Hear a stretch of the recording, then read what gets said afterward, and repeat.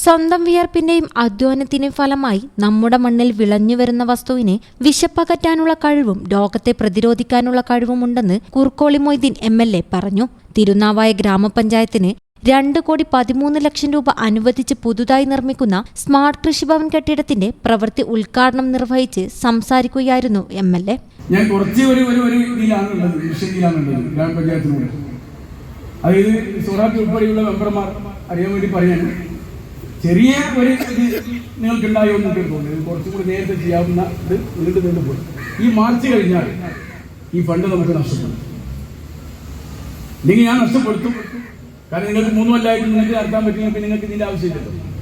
എങ്ങനെ ഇരുന്നാലും അങ്ങനെയൊന്ന് ഒരു അവസാനം ഒരു ദണ്ടെടുത്തപ്പോഴെങ്കിലും നിങ്ങൾ ഇതിന് തയ്യാറായി എന്നുള്ളതിൽ ഞങ്ങൾക്ക് സന്തോഷമുണ്ട്. വർഷങ്ങളായി ഫണ്ട് അനുവദിച്ചിട്ടും ഫണ്ട് വിനിയോഗത്തിലേക്ക് കടക്കാതിരുന്ന പഞ്ചായത്തിന്റെ പ്രവൃത്തിയിലുള്ള അതൃപ്തിയും MLA രേഖപ്പെടുത്തി. ചടങ്ങിൽ തിരുനാവായ ഗ്രാമപഞ്ചായത്ത് പ്രസിഡന്റ് കൊട്ടാരത്ത് സുഹ്റാബി അധ്യക്ഷത വഹിച്ചു.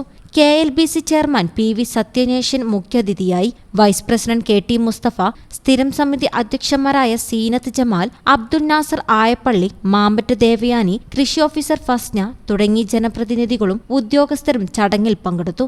News bureau, Tirur.